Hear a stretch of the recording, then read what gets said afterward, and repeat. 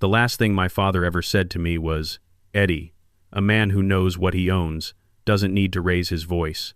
He said it from a hospital bed in Memphis, 3 weeks before the cancer finished what it started, and I carried those words like a stone in my pocket for the next 40 years. I thought about them on Christmas morning, standing barefoot on my own driveway in the December cold, watching my daughter-in-law toss 3 cardboard boxes of my life next to the recycling bins, like she was clearing out a storage unit she'd bought at auction. I didn't raise my voice. I didn't need to. But I'm getting ahead of myself. That's the problem with a story like this. The ending keeps pulling at you, trying to drag you forward before you've understood the beginning. And the beginning matters. The beginning is where the cracks start, so small you'd miss them if you weren't paying attention. I was paying attention. I just wasn't ready to believe what I was seeing. My name is Edward Foster. I'm 68 years old, and I've spent most of my adult life in Nashville, Tennessee, Bellevue, specifically, out on the quiet western edge of the city, where the streets still have actual trees, and the neighbors haven't yet been replaced by investment properties. I taught American history at a Davidson County public school for 37 years. Room Hai Chum Mui Bon, second floor, Eastern exposure, good morning light. I taught the Revolutionary War and Reconstruction and the Dust Bowl and the Civil Rights Movement to teenagers who mostly didn't want to hear about any of it. And I did it with the patience of a man who understood that some lessons don't land until years after they're delivered. I retired with a pension of $2,340 a month, a house on Ridgecrest Drive that I'd owned outright since paying off the mortgage in Hangin Le Moot, and a set of habits that 37 years of teaching will engrave into a person's bones. I kept records. I documented everything. I remembered what people said, even when they forgot they'd said it. Those habits, as it turned out, would save me, but not for a long time, not until after everything else had already gone wrong. The house. I need to talk about the house, because the house is the center of this story, the way a foundation is the center of a building, invisible unless you're looking for it, but holding up everything above. I bought Hangin Tam Chum Bonway by Ridgecrest Drive on September 14th, Motngin Chin Chum Tamwi Chin, for $112,000.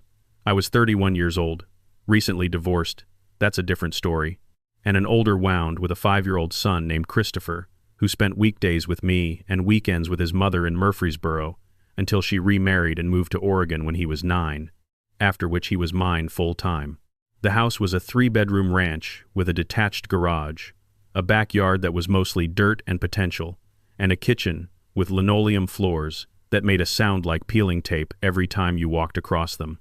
I put 35 years into that house. I laid the kitchen tile myself in Mutngin Chin Chum Chin Mui Bai, terracotta, with a rented tile saw, and a neighbor named Doug Pemberton, who moved to Arizona in Hangin Laba and sent me a Christmas card every year until he stopped in Hangin La Mui Chin, which probably means something I don't want to think about. I planted 2 oak trees in the backyard in Mutngin Chin Chum Chin Mui Lum the year Christopher turned 11. They're taller than the roofline now. I built the furniture in the living room and the study with my own hands, dark oak pieces, each one taking months of evenings in the garage, with the smell of sawdust and linseed oil and the low sound of a ball game on the radio. I also collect antique maps, maps of the United States, maps of Tennessee specifically, bought at estate sales in small towns across the state and framed along the walls of my study.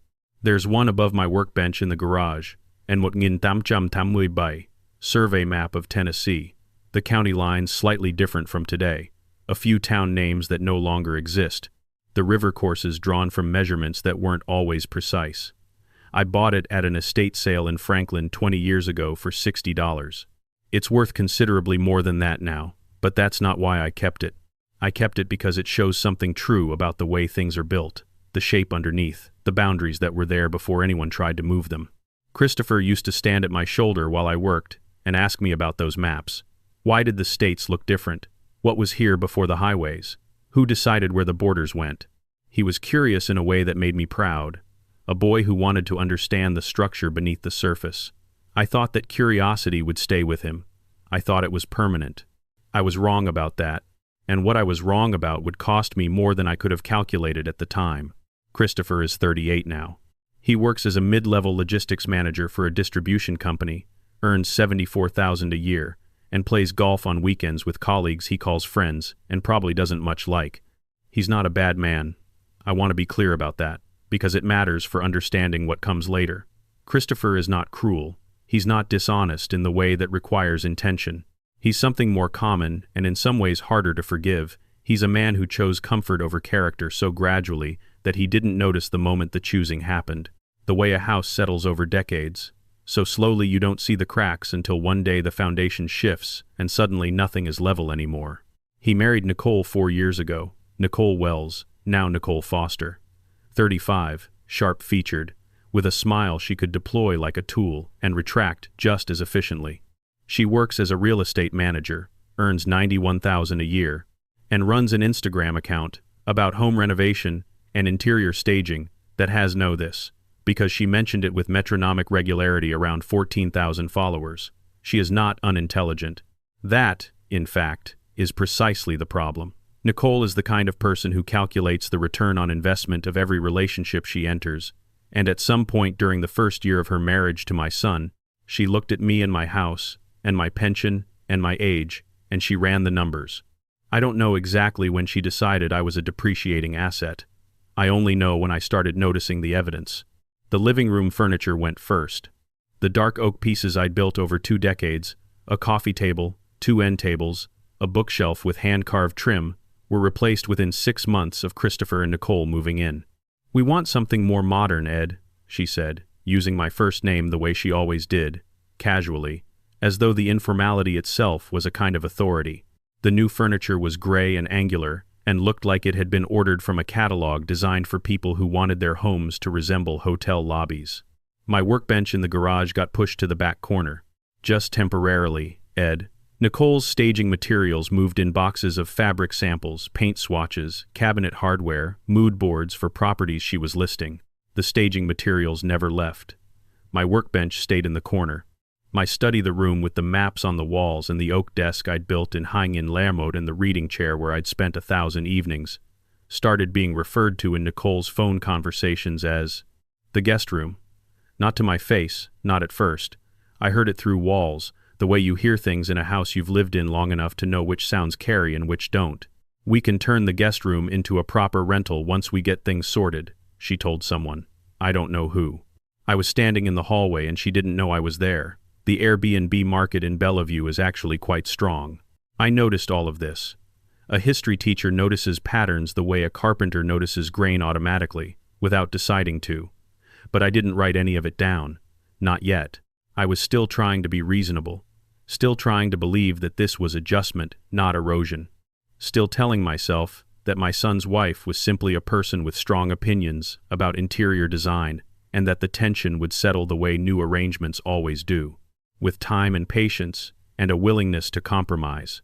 What I didn't understand yet, what I wouldn't fully understand until Christmas morning, was that Nicole wasn't compromising. Nicole was advancing. Every change she made, every piece of furniture she replaced, every room she renamed, was a step in a campaign I hadn't recognized because I was thinking like a father and she was thinking like an acquisitions manager. There was a conversation, 14 months before the Christmas that changed everything. On a gray October Sunday when the Tennessee sky couldn't decide whether it wanted to rain, Christopher was out playing golf. Nicole found me in the garage, which was unusual. She generally treated that space the way diplomats treat contested territory, acknowledged but not entered. She leaned against the doorframe holding a coffee mug with a rehearsed casualness that I recognized from watching 37 years of students try to look relaxed before asking for an extension on a paper they hadn't started. "Ed, I've been thinking about the house," she said, "about long-term security for all of us." A pause that was designed to feel spontaneous. "Have you ever considered putting Christopher on the deed, just as a co-owner? It would simplify things eventually for taxes, for inheritance, for everything, really. It would just make the whole situation more official." I was holding a piece of cedar. I turned it over in my hands and felt the grain under my fingers and said, "I'll think about it," which is what I say when I have absolutely no intention of thinking about something, but I want the conversation to end without a confrontation. She smiled. She went back inside. I never mentioned it to Christopher. I don't know if he knew she'd asked. It didn't matter. The answer was the same regardless. But here's the thing I understood. Standing in that garage, with the cedar in my hands after she'd left, Nicole hadn't been asking out of family feeling. She'd been conducting a transaction. The house was worth somewhere around $385,000. I'd seen the neighborhood comparables. Getting Christopher's name on that deed would have changed the entire geometry of ownership, inheritance, leverage. Who had rights to what? Who controlled what happened next? She had asked, and I had given her a soft no, and she had absorbed it the way she absorbed everything, not as a defeat, but as data. She would adjust. She would find another approach. I knew this about her by then. I just didn't know how far the next approach would go. I should have started keeping records that day. That was my mistake, the only one I'll claim, and it cost me 14 months of documentation I should have had. A teacher who doesn't write things down is just a person with opinions. I knew that. I'd taught it. But knowing a lesson and applying it to your own life are two different things, and the distance between them is where most of the pain in this story lives. 14 months later, I would be standing on my driveway on Christmas morning, watching Nicole brush her palms together after setting 3 cardboard boxes at the curb. My father's military service medals would be in one of those boxes. My carving tools would be in another. And something inside me that had been holding steady for 4 years would finally, quietly, and completely shift. What I didn't know yet, what none of us knew, was that the envelope I would leave on that kitchen table would set off a chain of events that would end in a courtroom, expose a secret Nicole had been hiding not just from me but from my own son, and force Christopher to make a choice that would determine whether he still had a father at the end of it. But I'm getting ahead of myself again. Let me tell you about Christmas morning. I was awake at 6. Old habit, 37 years of first bell at 7:15 will rewire a man's internal clock permanently. Even 5 years into retirement, my body still believes that sunrise is a deadline. I made coffee in the kitchen, the strong kind, the way my father used to make it in the percolator that sat on the counter of every house we ever lived in. I filled the bird feeder in the backyard. A pair of house finches had been working through the seed all week, and I liked watching them from the kitchen window. Small creatures going about their business with no interest in what anyone thought about it. There's something clarifying about that. After the feeder, I went to the garage. I'd been working on a piece of black walnut for about a week, shaping it into a small decorative shelf, the kind of thing that doesn't serve any purpose, except to prove that someone cared enough to make it well. The walnut had beautiful grain, dark and dense, the kind of wood that rewards patience.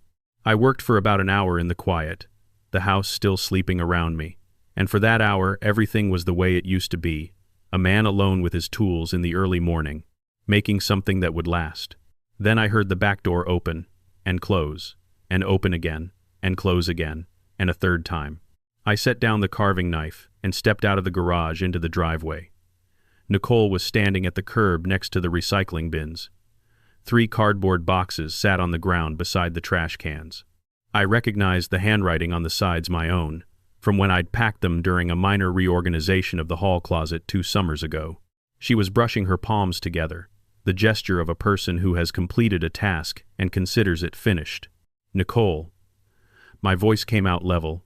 I was proud of that. What's in those boxes? She turned around without any particular urgency. Old stuff from the back of the hall closet. Photo albums. Some tools. A tin box. I don't know what's in it. We're starting the renovation push next week, and we need the storage space.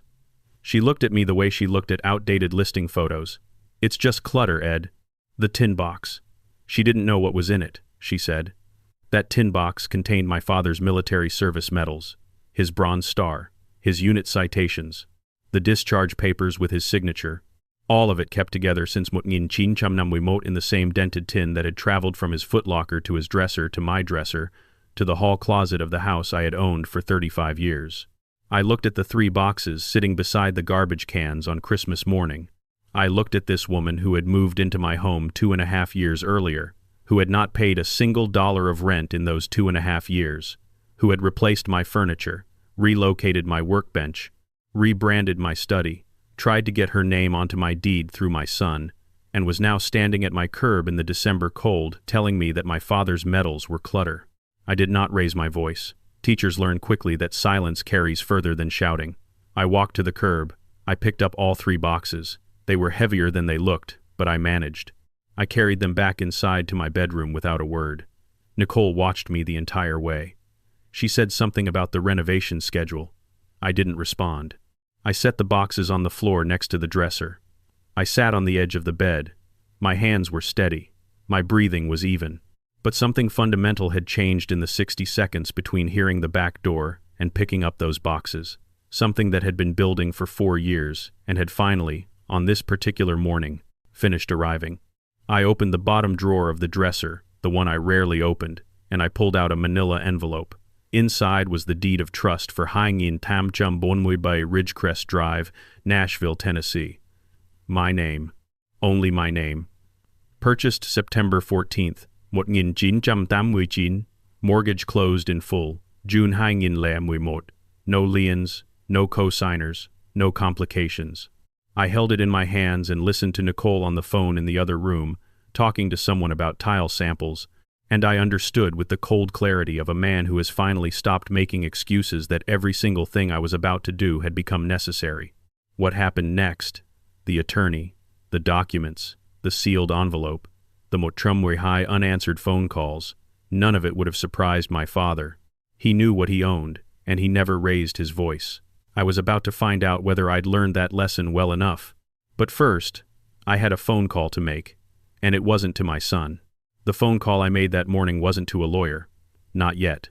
That came later, after I'd had time to think, after the facts had arranged themselves in my mind, the way primary sources arrange themselves on a desk when you lay them out in order and let the sequence speak for itself. No, the phone call I made on Christmas morning, sitting on the edge of my bed, with the deed in my lap and my father's medals in a cardboard box at my feet, was to a woman named Lorraine Pressfield. Lorraine was 71, a retired county clerk who had worked in the Davidson County Register of Deeds office for 28 years before retiring the same year I did. I knew her from the Bellevue Homeowners Association meetings I'd attended twice before deciding the meetings weren't worth my Tuesday evenings. She was sharp, quiet, and had the kind of institutional memory that made her dangerous in exactly the way I needed. She answered on the third ring. "Edward, Merry Christmas." "Merry Christmas, Lorraine. I have a question about property records." She didn't ask why I was calling about property records on Christmas morning. People who've spent decades working with documents understand that urgency doesn't observe holidays. I explained what I needed, not the full story. Not yet, just the practical question. If someone were to file a fraudulent lien or encumbrance against a property, how would the owner find out? There was a pause. Then she said, "You'd want to run a title search. Any title company can do it, but I'd recommend you do it through an attorney who specializes in real estate. They'll know what to look for beyond the obvious mechanics liens from contractors, UCC filings, anything that shouldn't be there. And if something is there that shouldn't be, then you'd need to file a motion to quiet title. It's not complicated if you have clean ownership, but it takes time." "Edward, is someone trying to encumber your property?" I thanked her and said I'd explain later. She said she expected I would. We hung up. I sat with what she'd said for a long time. I didn't have evidence that anyone had filed anything against my house. What I had was a pattern, and patterns, I'd learned over 37 years of teaching, are more reliable than promises. Nicole was a real estate professional. She understood property law, liens, titles, encumbrances, all of it, the way a mechanic understands engines. She had asked about putting Christopher on the deed 14 months ago, and I'd said no. She had responded by accelerating the renovation, by treating my house as her staging project, by listing my study on Airbnb before the paint was dry. These were not the actions of a woman who had accepted my answer. These were the actions of a woman who had decided to establish a different kind of claim. What I didn't know yet, what wouldn't become clear for another 6 weeks, was that my instinct to call Lorraine that morning would turn out to be one of the most important decisions I made in this entire process. But that part of the story isn't ready yet. First, there was Christmas dinner to get through. Christopher appeared around 11, showered and dressed in the khakis and button-down he wore when Nicole had plans that involved being seen. He found me in the kitchen making eggs. His hair was still damp, and he had the careful neutrality of a man who has been briefed on a situation and instructed on how to handle it. "Morning, Dad. Merry Christmas." "Merry Christmas." He sat down at the table. He did not mention the boxes. He did not mention the curb. He poured himself coffee from the pot I'd made and checked his phone, scrolling with his thumb in that absent way people scroll when they're performing relaxation rather than experiencing it. "Nicole wants to do dinner at 4, he said. "She's making the glazed ham." I nodded. I finished my eggs.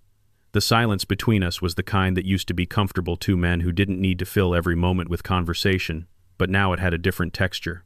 It was the silence of things not being said, which is an entirely different animal. I thought about Christopher at 11 years old, standing in the garage doorway in a green jacket, watching me work the lathe. He used to ask questions that showed he was actually thinking, not just filling air. "Dad, if you carve away too much, can you put it back?" And I told him no, that wood only goes in one direction, that every cut is permanent, which is why you measure twice and think 3 times. He'd nodded with the seriousness of a boy who was genuinely filing the information away for future use. 27 years later, he was sitting at my kitchen table performing indifference while his wife prepared a Christmas ham in a house she was planning to monetize. The distance between those two versions of my son was the distance this story lives in, and I still don't know exactly when the crossing happened. Dinner was at 4. Nicole had set the table with cloth napkins and candles, the kind of arrangement she photographed for her Instagram before anyone was allowed to sit down. I watched her adjust a fork placement and angle her phone for the shot, and I thought about the fact that this woman had been standing at my curb 6 hours earlier, discarding my father's military decorations with the administrative efficiency of someone clearing a desk. The ham was good, I'll say that. Nicole was a competent cook when she chose to be, which wasn't often. Most evenings were takeout containers and meal kit deliveries. But Christmas was a performance, and she performed well. She talked about the renovation timeline, about the contractor she'd hired for the kitchen, about the Bellevue market, and how the neighborhood was trending upward.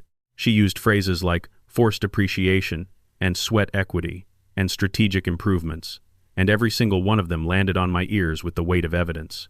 Christopher nodded along. He said, "That makes sense," twice, which I had come to understand was his default phrase when Nicole was talking, and he wanted to signal agreement without engaging deeply enough to have an actual opinion. It was the verbal equivalent of a head nod, present, but empty. At one point, Nicole turned to me with the smile she used when she was about to frame something unpleasant as reasonable. "Ed, I've been meaning to bring this up. The hall closet, I noticed you moved the boxes back inside this morning." "I did. The thing is, we really do need that space cleared before the contractor starts next week. If there's anything in those boxes you want to keep, maybe we can find a storage solution. There's a great facility on Dickerson Pike, climate-controlled, very reasonable rates." She was suggesting I pay to store my own belongings outside my own house so that she could continue renovating a property she didn't own. She said it with the tone of someone offering a helpful suggestion, as though the storage facility were a favor and not an eviction conducted one box at a time. "The boxes stay," I said. "Ed, the boxes stay." Christopher looked at his plate. Nicole held her smile for approximately 2 seconds past its natural lifespan, then let it go and returned to the ham. The candles flickered. Outside, it had started to rain, a slow, cold December rain that would continue through the night and into the next morning. After dinner, I helped clear the table, my house, my dishes, my habit, and then I went to my bedroom and closed the door. I sat in the chair by the window and listened to the rain and thought about what Lorraine had said. Title search, real estate attorney, quiet title motion. I thought about the Airbnb conversation I'd overheard through the wall. I thought about the deed request in October. I thought about the boxes at the curb and the tin box with my father's medals. And I thought about the look on Nicole's face when she'd said the word clutter, not malicious, exactly, but dismissive in a way that was worse than malice because it was genuine. She genuinely believed that my history, my father's history, the accumulated weight of a life measured in service and sacrifice, was an obstacle to her floor plan. I opened my laptop. I typed "Real Estate Attorney, Nashville, Tennessee" into the search bar. The first page was the usual large firm advertisements, glossy websites with stock photos of people shaking hands in front of buildings. I scrolled past them. On the second page, or maybe it was a sidebar on a legal rating site, I found a listing that stopped me.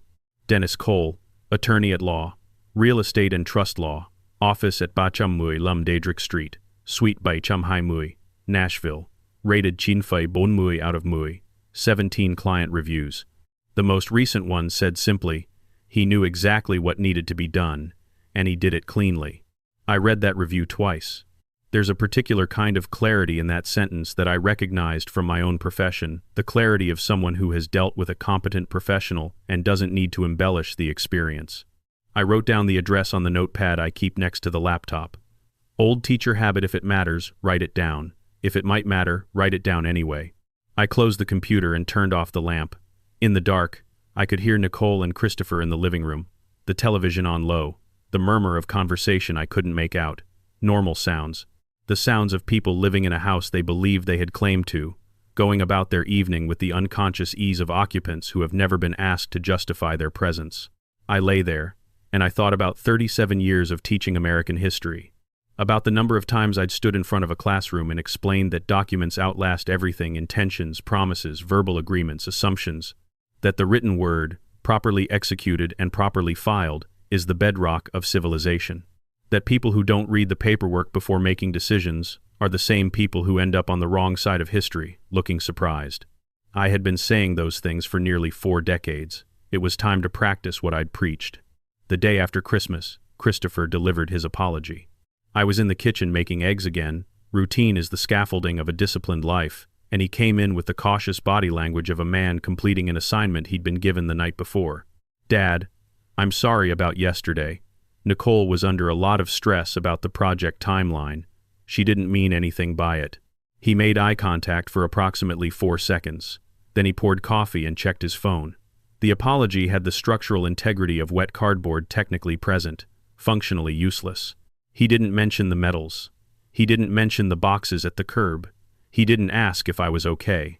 He delivered the words Nicole had either suggested or scripted, and then he retreated into the safety of his screen. Nicole did not apologize.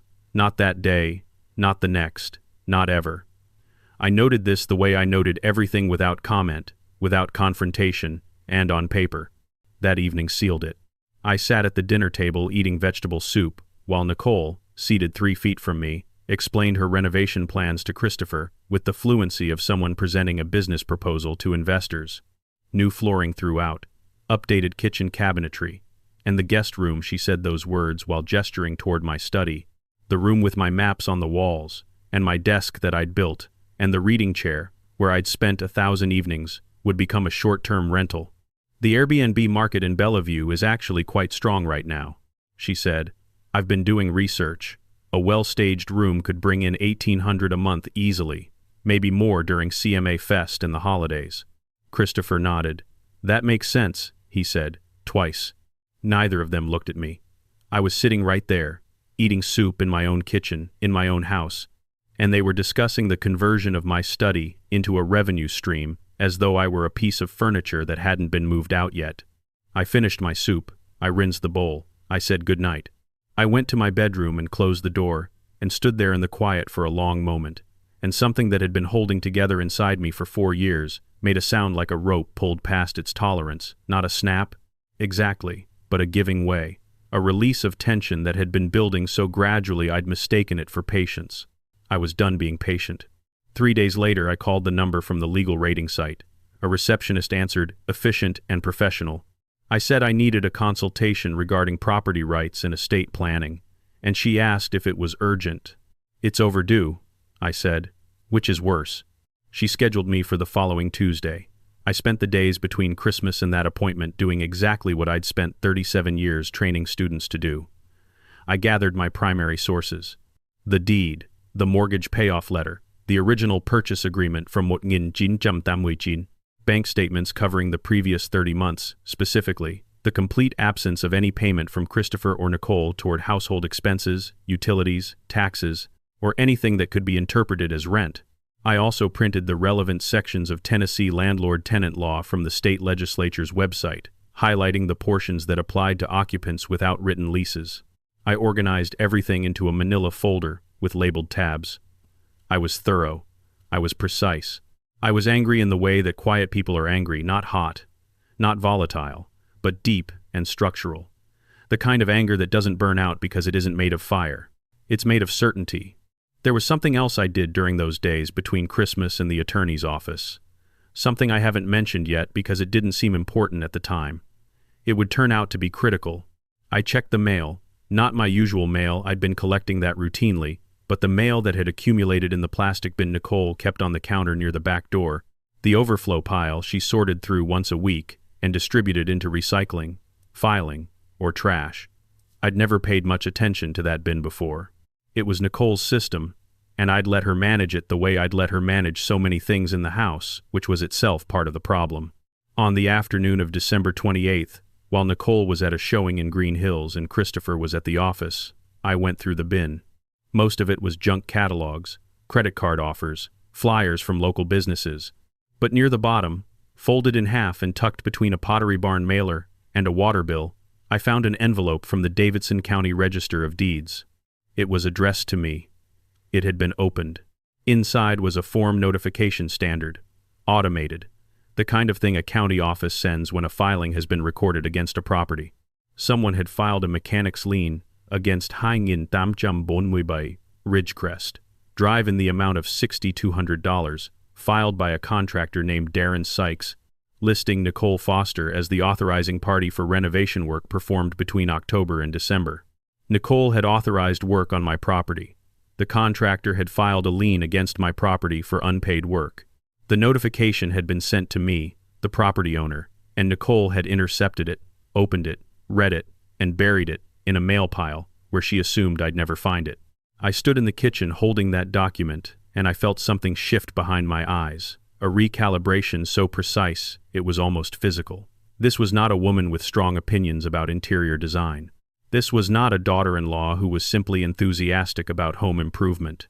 This was a person who had authorized construction work on a property she didn't own, allowed a lien to be filed against that property without the owner's knowledge, and then hidden the evidence in a stack of junk mail on a kitchen counter.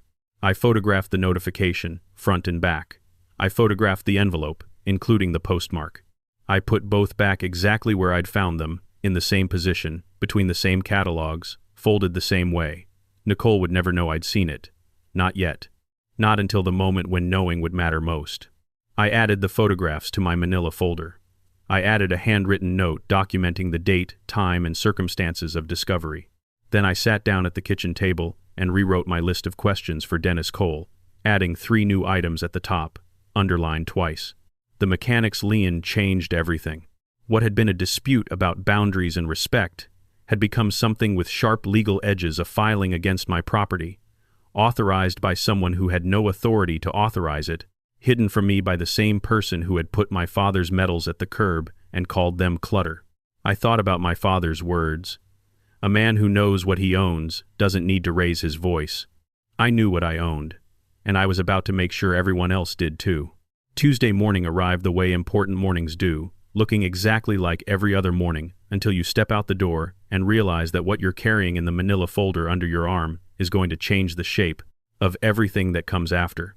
I dressed in slacks and a collared shirt the way I used to dress for parent-teacher conferences, because I've always believed that how you present yourself in a room full of serious business matters more than most people think. The elevator in the building at Batchammuy Lamdiedrick Street was slow and smelled of old carpet. I stood in it with my folder under one arm and watched the floor numbers climb to 7 and thought about the 6 days I'd spent preparing for this meeting, the documents, the bank statements, the photographs, the lien notification, the Tennessee statutes highlighted in yellow, and I thought about how many of my students over the years had shown up to exams unprepared and then looked surprised when the results reflected the preparation. I had never been that student. I was not going to be that client. Suite by Chamhaimui was a clean, moderate office, not flashy, not threadbare. A small waiting area with 3 chairs and a window overlooking the Cumberland River. The receptionist was the same efficient voice from the phone.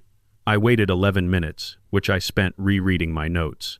Dennis Cole was 54, with close-cropped gray hair and the measured calm of a man who has spent decades listening to people describe problems they should have addressed years earlier. He shook my hand, gestured to the chair across from his desk, and said 2 words that told me everything I needed to know about how he worked. "Tell me." I told him. All of it. I kept it factual, in the order it happened. The house, the marriage, the 2.5 years of free occupancy, the furniture replacement, the workbench, the study, the deed request, the boxes on Christmas morning, the medals, the Airbnb conversation, the renovation plans, discussed 3 feet from my face. And then I placed the lien notification on his desk and told him where I'd found it and how. Cole listened without interrupting. He made 4 notes on a yellow legal pad. When I finished, he picked up the lien notification, examined it, and set it down with a precision that told me he understood exactly what he was looking at. What he said next would set the machinery of everything that followed into motion. And what I would learn in the weeks ahead about Nicole, about the contractor, about a second document I hadn't found yet, would make the Christmas morning boxes look like a minor disagreement about storage. But Cole didn't know that yet. Neither did I. We only knew what was in the folder, and the folder was already more than enough. Cole set the lien notification flat on his desk and placed one finger on it the way a teacher places a finger on the sentence in the textbook that answers the question nobody in the room thought to ask. I recognized the gesture. I'd done it myself 1,000 times in room Hai Chum Mui Bon. It means, pay attention, because this is where the ground shifts. Mr. Foster, this lien is a problem, but not for you. It's a problem for the person who authorized it. He tapped the form once. Nicole Foster signed as the authorizing party for renovation work on a property she doesn't own. Under Tennessee Code Annotated Section Somui Mot Mot Jumle Hai, a mechanic's lien can only be validly filed when the work was authorized by the property owner or the property owner's agent. She is neither. She has no power of attorney. She has no written authorization from you, and she's not on the deed. Which means the lien itself is invalid, I said. Which means the lien is challengeable and almost certainly removable through a motion to discharge. But that's the gentle version. He leaned back in his chair slightly, the way a man does when he's about to deliver a piece of information he finds professionally interesting. The more relevant issue is that your daughter-in-law authorized construction on someone else's real property without consent. A contractor relied on that authorization and is now owed $6,200, and the resulting lien was filed against your title without your knowledge. If that contractor decides to pursue the debt, the cloud on your title could delay or complicate any sale, refinance, or transfer you might want to make. I don't intend to sell. It doesn't matter. A lien on a title is a lien on a title. It affects marketability whether you're selling tomorrow or never. And here's the part that should concern you. He picked up the notification again. This was mailed to you. It was opened by someone who is not you, and it was not forwarded to you. Intercepting mail addressed to another person is a federal offense under Title Mui Tam, Section Mutngin Bay Chamle Tam. I'm not suggesting we pursue that angle. It would be disproportionate and difficult to prove intent, but it's worth noting that your daughter-in-law's behavior has crossed from presumptuous into legally actionable territory. She's not just overstepping, she's creating liability. I sat with that. The fluorescent light hummed above us. Through the window behind Cole, I could see the Cumberland River, gray-green and slow-moving under the January sky, the way it always looked in winter, patient, unhurried, going where it was going regardless of what anyone thought about it. What do you recommend? I asked. Cole outlined 3 steps. First, he would file a motion to discharge the mechanic's lien as unauthorized, which he expected to be granted without significant opposition once the absence of owner consent was documented. Second, he would draft the formal notice to vacate 30 days, proper Tennessee statute language, notarization ready. Third, and this was the part that required my full attention, he would prepare an irrevocable living trust, into which I would transfer the property, removing it permanently from the probate process, and eliminating any automatic inheritance claim Christopher might otherwise have under Tennessee intestacy law. The trust is your foundation, Cole said.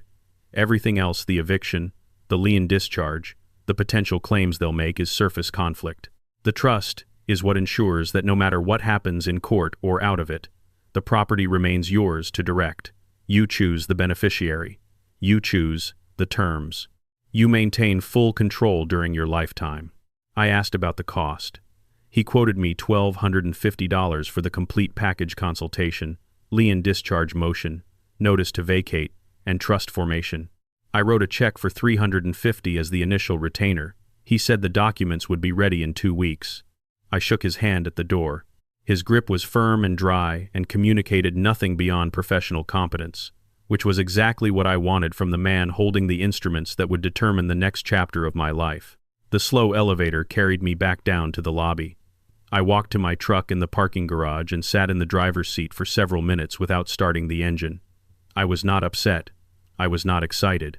I was experiencing something I can only describe as the particular clarity that comes when a problem you've been living inside of for years finally acquires a shape you can work with. For 4 years, Nicole's encroachment had felt atmospheric, diffuse, hard to grip, easy to minimize. Now it had edges. Now it had statutes and case law and filing deadlines.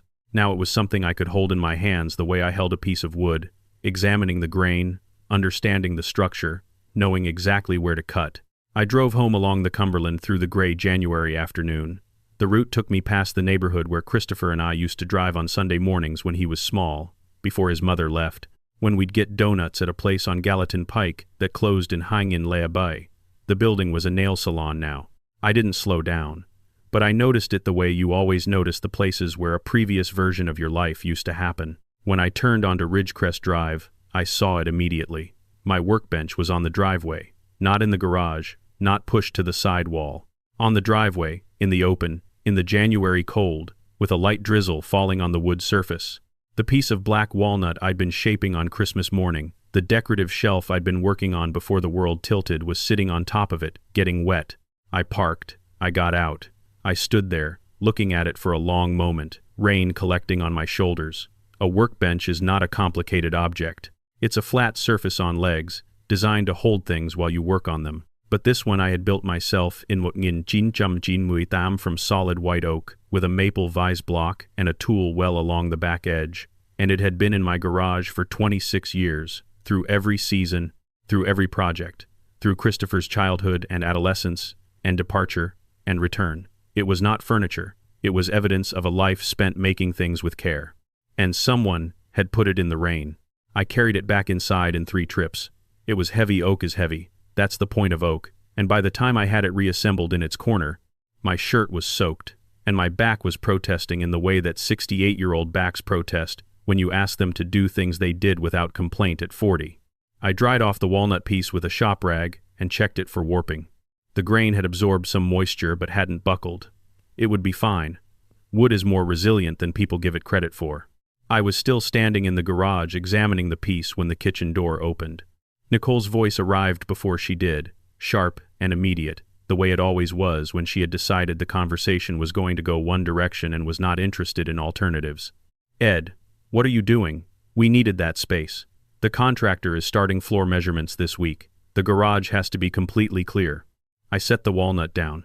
I turned around. She was in the doorway, arms crossed, wearing the expression she used when she wanted to look reasonable while delivering a command.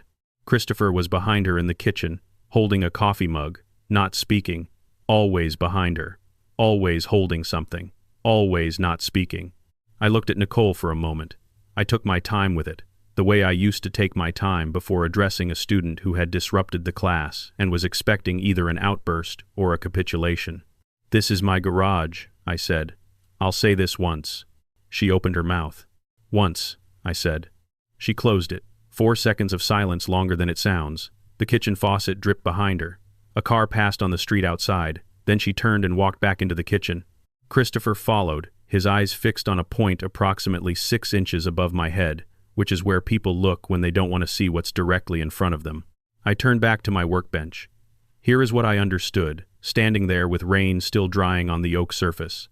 The confrontation hadn't resolved anything. It had only marked a boundary, and Nicole had noted where that boundary was, the way a surveyor notes a property line, not because she intended to respect it, but because she needed to know its exact location in order to work around it. She doesn't retreat, she recalculates. I'd been watching her recalculate for 4 years. The difference now was that I had a folder in my bottom drawer with a deed, a lien notification, bank statements, and a lawyer on retainer. The difference now was that her recalculations were being documented. Over the next 10 days, I did something I should have been doing from the beginning. I constructed a timeline, not in my head, where emotions distort sequence and memory softens edges, but on paper, where facts sit still and dates don't shift to accommodate feelings. I started with the move-in date, June of the year Christopher and Nicole married. I tracked every significant event from that point forward, the furniture replacement, month by month, the workbench relocation. The first time I heard Nicole refer to my study as the guest room, the deed conversation in October, the escalation of renovation activity in the fall, the Christmas morning boxes, the lien notification. Each entry had a date, a brief factual description, and where available, supporting documentation. When I was finished, The timeline ran 4 pages. 4 pages of a life being systematically dismantled by someone who lived in it rent-free and had never once asked permission. The second call I made was to a property appraiser, Robert Payne, certified for Davidson County, a member of the same Bellevue Homeowners Association whose meetings I'd abandoned. We weren't friends, but he was professional, local, and thorough. He walked the house for 40 minutes with a clipboard and a measuring tape, moving through rooms with the practiced neutrality of a man who evaluates properties the way doctors evaluate patients, noting conditions without passing judgment. The formal report arrived 6 days later. $391,500, higher than I'd estimated. Bellevue had appreciated steadily, the way neighborhoods do when they're close enough to the city to be convenient, but far enough to still feel like a place where actual people live, rather than investors. I filed the appraisal with the deed. Nicole, during this same period, was escalating the renovation. Contractors came and went with increasing frequency. The kitchen tile, my terracotta, the tile I'd laid with Doug Pemberton in Mutngin Jinchum Jinmuibai, was stripped. The sound of it being pried up reached me in the garage, a rhythmic cracking that reminded me of something being broken along a fault line, each piece separating from the subfloor with a sound like a small, dry argument. I said nothing. I watched. I documented. I waited for the 2 weeks Cole had promised. And then something happened that I hadn't anticipated, something that changed the shape of the story in a way I still think about on the nights when sleep takes its time arriving. It was a Saturday afternoon.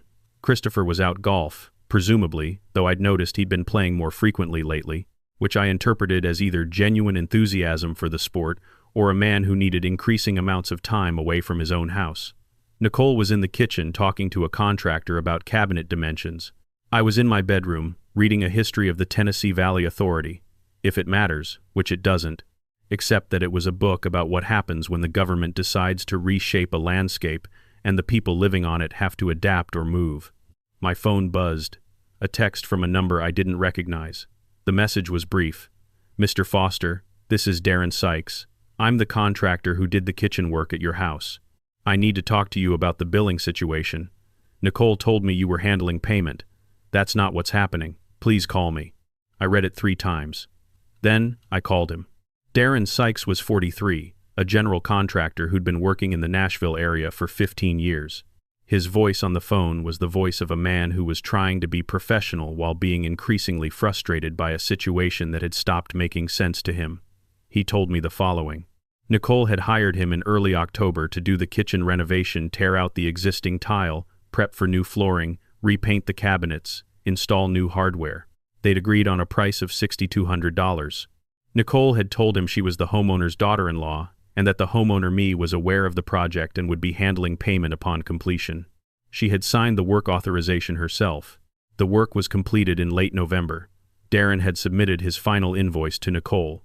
She had told him the payment was being processed. He'd followed up twice. She'd told him to file his lien paperwork for his own protection, assuring him the payment would come through shortly. He'd filed the lien because that's what contractors do when they've completed work and haven't been paid. It's protective, not aggressive. Then he'd waited, and the payment hadn't come. And when he'd called Nicole the previous week, she'd told him to contact me directly because, as she put it, Ed handles the finances. I was quiet for a moment after he finished. Then I said, "Mr. Sykes, I did not authorize the work on my property. I was not informed of your contract. I did not agree to pay for the renovation, and I was not told about the lien filing until I discovered the notification in my mail, which had been opened by someone other than me." The silence on his end lasted about 5 seconds.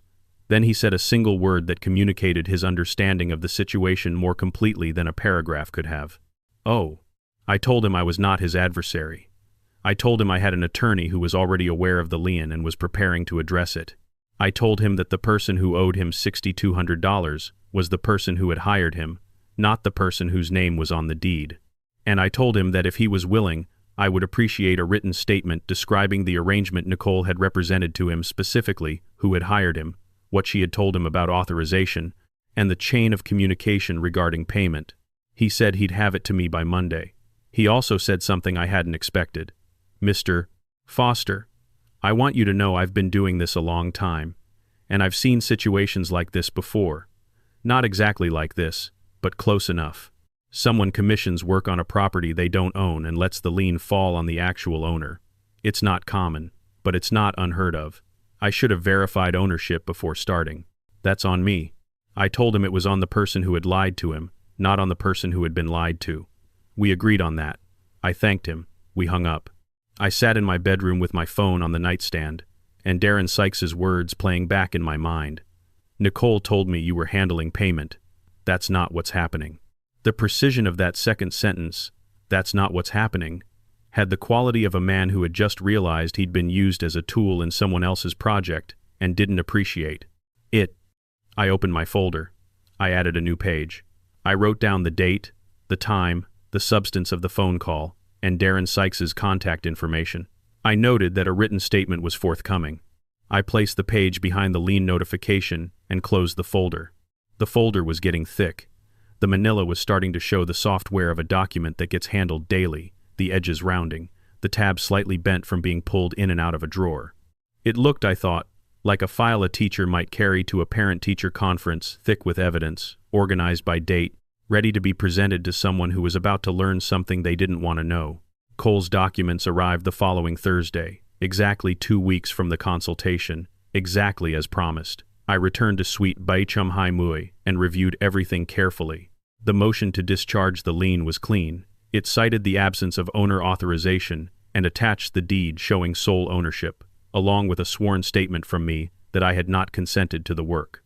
Cole was confident it would be granted without a hearing, though he'd prepared for one if necessary. The notice to vacate was straightforward. Formal written notice requiring Christopher and Nicole Foster to vacate the premises within 30 days of service. Proper Tennessee statute language. Notarization ready. The living trust was the document I spent the most time with. The Edward Joseph Foster Revocable Living Trust. I would transfer the property into the trust, myself as trustee and sole beneficiary during my lifetime. Full control, full authority, no co-signers, no conditions. And upon my death, the property and all assets held in the trust would pass to a named beneficiary of my choosing, bypassing probate entirely and eliminating any automatic inheritance claim. Cole asked who I wanted as the beneficiary. I told him I'd been thinking about it, and I had. I named the Tennessee State Library and Archives Foundation, a nonprofit dedicated to preserving historical records and maps from across the state. I had spent a career teaching people to value primary sources. I had collected maps for 30 years. Let the house serve that purpose after I was gone. Let it mean something beyond square footage and market value. Cole witnessed the signature. A notary from the office down the hall stamped the documents. I wrote a check for the remaining balance, $875. The motion to discharge the lien would be filed the next morning.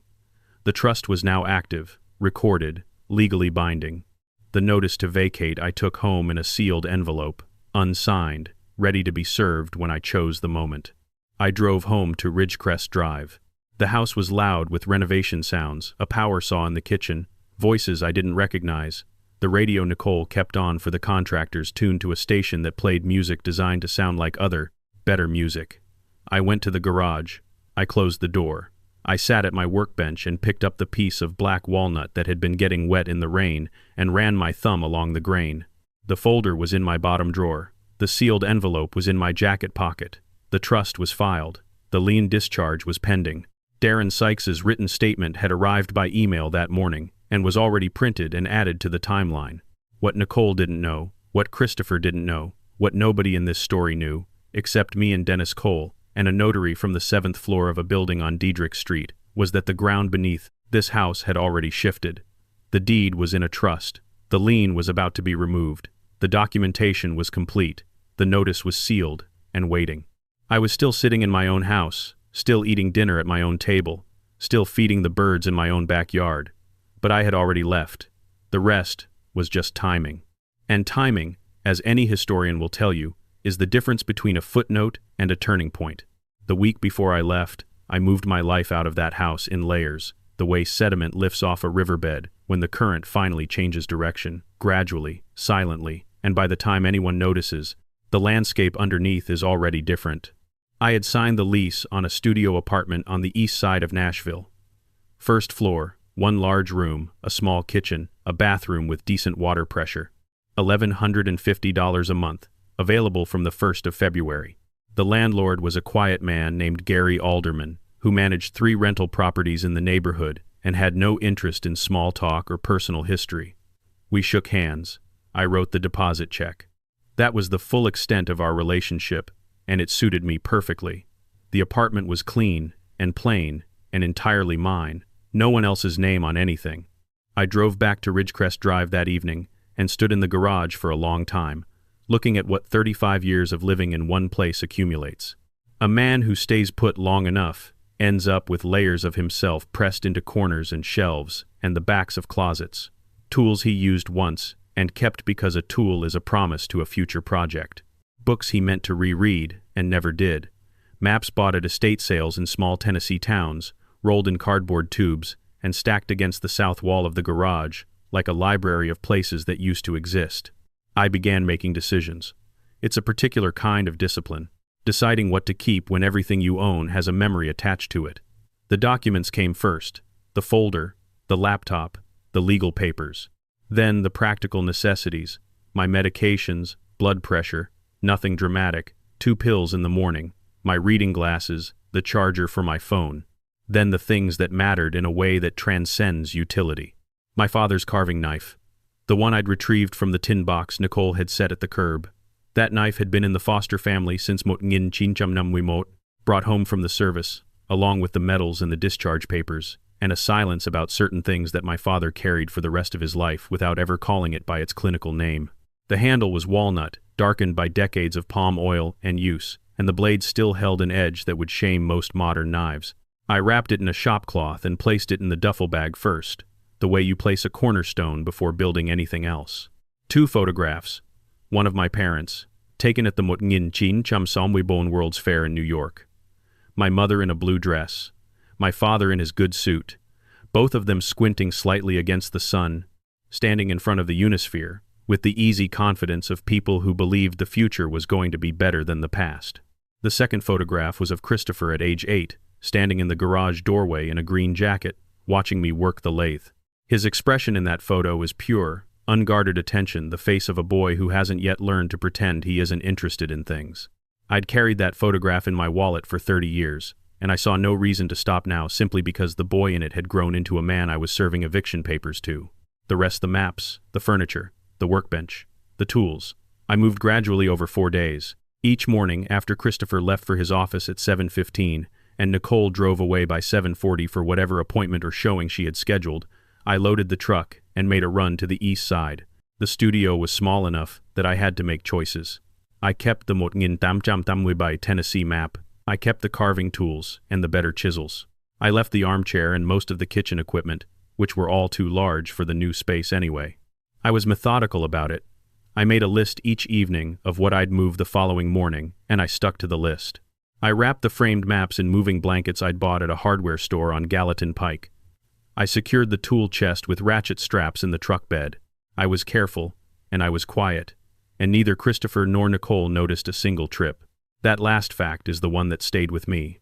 4 days of a man dismantling his presence in his own home, carrying boxes past the kitchen where his son poured coffee every morning, loading a truck in a driveway where his daughter-in-law parked her car every evening, and neither of them saw it. Neither of them looked closely enough at the man they lived with to notice he was disappearing.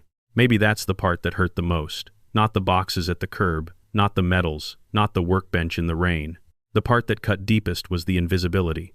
The realization that I had become so irrelevant to the daily operations of my own household that I could physically remove myself from it, piece by piece, over the course of a business week, without anyone registering the absence. A history teacher understands erasure. I've taught entire units on it, the way certain people and certain contributions get written out of the record, not through dramatic acts of destruction, but through the slow, steady process of no one bothering to look. Nicole hadn't destroyed my life in my house. She had simply stopped seeing it, and Christopher had followed her lead, the way he followed her lead on everything, with his eyes fixed on a point approximately 6 inches above whatever he didn't want to face. By Wednesday morning, the room Nicole had been calling the guest room contained only my bed frame, a dresser I wasn't taking, and a cardboard box of items too small to bother moving. If she had walked in, she might have thought I was already halfway gone. She would have been correct, but she didn't walk in. She hadn't entered that room in weeks, except to show the contractor where the new vinyl plank flooring would go. I was up at 6 on the morning I left. Last morning, I made coffee in the kitchen, the strong kind, and stood at the window watching the bird feeder in the backyard. The pair of house finches was there, working through the seed I'd filled the day before. I watched them for a while and thought about how animals live entirely in the present, entirely focused on what's in front of them, with no capacity for the kind of elaborate self-deception that allows a human being to eat breakfast 3 feet from a person they're planning to dispossess and not feel the weight of it.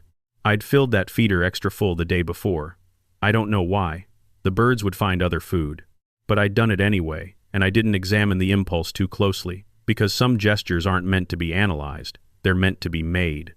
Christopher appeared in the doorway at 7, dressed for work, hair still damp, moving with the automatic efficiency of a man whose morning operates on muscle memory.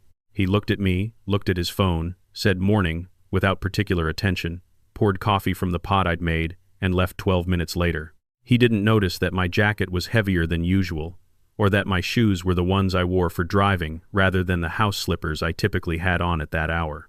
He didn't notice because he wasn't looking. He hadn't been looking for a long time. Nicole was out the door by 7:40, phone already at her ear, something about a showing in Green Hills. I heard her car start and pull away, and then the street was quiet in the way Ridgecrest Drive gets quiet on weekday mornings, completely, gently, as though the neighborhood itself is exhaling. I waited 5 minutes. Then I went to my room and picked up the duffel bag I'd packed the night before. I did a walkthrough of the house, not sentimental, practical. I was checking that I'd left nothing I would regret leaving. The bottom drawer of the dresser was empty. The tin box with my father's medals was already on the shelf above my new workbench in the East Nashville studio. The carving knife was in the bag. The photographs were in my jacket pocket, where they'd been since I'd started carrying them 3 days earlier. I stood in the hallway for a moment. 35 years. I'd bought this house the year Christopher started kindergarten. I could close my eyes and see the kitchen the way it looked in Mutngin Chin Chum Chin Mui before I'd laid the terracotta tile, when it was still ugly linoleum, and Christopher would run across it in socks and slide into the refrigerator, laughing. I could see the backyard when the oaks were saplings, thin and hopeful, held upright by the wooden stakes I'd driven into the ground with a mallet borrowed from Doug Pemberton. I could see the garage when it was just a garage, before Nicole's staging materials, before the workbench got pushed into corners and dragged onto driveways, when it was a place where a man and his son built things together, and neither of them knew those evenings had an expiration date. I was not leaving the house. I want to be precise about this because the distinction matters. The house was still mine. The deed was in my trust. The mortgage was paid. The property taxes were current, paid from my pension, documented in my records. I was not abandoning anything. I was removing myself from a situation in order to see it clearly, the way you step back from a piece of wood you're carving to check the proportions from a distance. Some things you can only understand from outside. I walked to the kitchen. I set the duffel bag on the floor. I reached into my jacket pocket and took out the sealed envelope, white, standard business size. Dennis Cole's return address printed in the upper left corner, and I placed it on the kitchen table, at Christopher's usual seat, positioned so that it would be the first thing he saw when he sat down. Impossible to miss. Impossible to mistake for junk mail or a bill, or anything other than what it was. A formal document from an attorney's office that was about to restructure the geography of their entire lives. I looked at the envelope for a moment.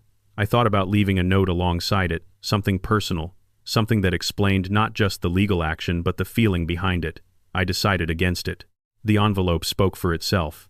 The 30 months of bank statements spoke for themselves. The deed spoke for itself. If Christopher and Nicole needed an explanation beyond what the documents provided, then they hadn't been paying attention for even longer than I'd thought, and no note from me was going to close that gap. I picked up the duffel bag. I locked the front door behind me. My Ford F-Mochum-Nam-Mui was in the driveway, pointed toward the street, which I'd arranged the night before because I am a man who thinks about exits. I put the bag in the passenger seat, started the engine, and pulled out onto Ridgecrest Drive. At the corner of Ridgecrest and Maple Ridge, I stopped at the sign. Force of habit. I've stopped at that sign 10,000 times, give or take, and my foot finds the brake there whether I'm thinking about it or not. In the rearview mirror, the house sat at the end of the block the way it always had, tan siding, dark green shutters, the 2 oaks visible over the roofline. Taller than the house now. wider than I'd imagined they'd be when I put them in the ground as saplings 30 years ago. I looked at it. I let myself look at it for as long as I needed to, which turned out to be about 5 seconds. Then I pulled away, and by the time I reached the Ibonmui on-ramp heading east, I realized I hadn't looked in the mirror again. There was nothing behind me that I hadn't already accounted for. Everything that mattered was either in the bag beside me, in the apartment ahead of me, or in a folder in a locked drawer on the 7th floor of a building on Diedrich Street. The studio apartment on the east side of Nashville was quiet in a way the Ridgecrest house hadn't been in years.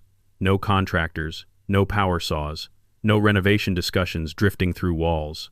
No footsteps on hardwood at 11 at night while Nicole reviewed Airbnb pricing on her phone. Just the ambient sound of a neighborhood being a neighborhood, cars on the street below, someone's dog 3 houses down, the refrigerator's low and companionable hum. I ate a sandwich I'd made that morning, still packed in the bag. I set up the workbench along the east wall, under the window that got good morning light.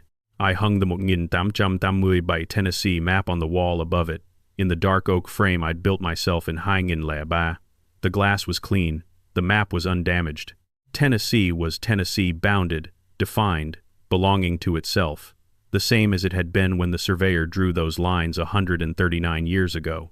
I turned on the television, found a documentary about the construction of the Transcontinental Railroad, sat in the armchair I'd bought at a thrift store on Woodland Street the week before, a good chair, comfortable, no history attached to it, which was its primary virtue, and watched men drive railroad spikes into the Sierra Nevada, while the afternoon light shifted across the wall of my new home.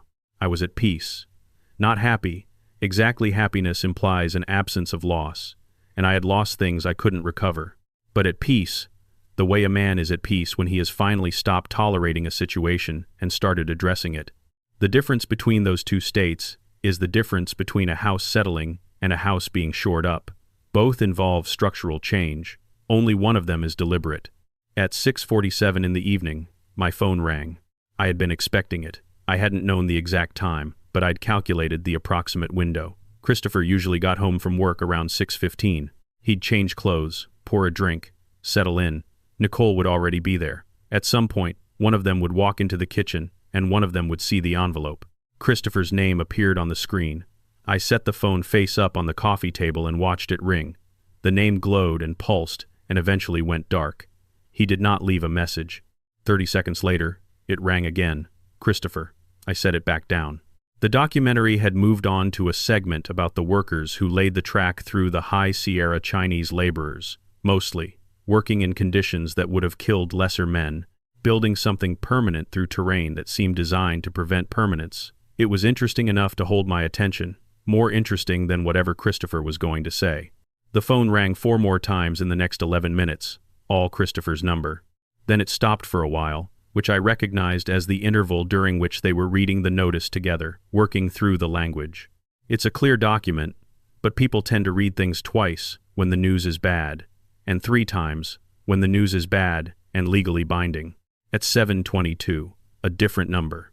I didn't recognize it immediately. It rang again, then a 3rd time. I looked it up later. It matched a number Nicole had used once to call about a plumbing issue when her regular phone was charging. So she'd found the envelope too, or Christopher had handed it to her, and now she was calling from her secondary number because some part of her strategic mind had already calculated that I might be screening calls from numbers I knew. She was right. I was. The text started around 7:30. I read them in order because I believe in primary sources, even when the primary sources are frantic text messages from people who have just discovered that the floor they were standing on belongs to someone else. Christopher's first message: "What is this? Call me back." Direct, confused, the opening volley of a man who hasn't processed what he's holding. Christopher's second message, 3 minutes later: "Dad, seriously, call me." The word seriously, doing heavy lifting, trying to convey urgency without yet understanding that urgency was no longer his to command. Then a gap, about 8 minutes. The reading it again interval. Nicole's first text arrived at 7:41. 4 lines, calm, measured, the prose of a real estate professional who understands that tone is a negotiating tool. "Ed, I think there's been a serious misunderstanding. I'd really like to talk before either of us does anything we can't take back. Can you call me?" I had to credit the craftsmanship. 4 years of watching Nicole operate had taught me that her first instinct under pressure was always to reframe to establish that the situation was still open, still negotiable, that no irreversible action had been taken. It was a professional skill. She used it on clients who were having second thoughts about listing prices. She was using it on me now. The difference was that her clients hadn't spent 4 years watching her technique. I had. I did not respond. I set the phone on the nightstand and went back to the documentary. The railroad was reaching Utah now, the Central Pacific and Union Pacific, converging from opposite directions toward a meeting point at Promontory Summit.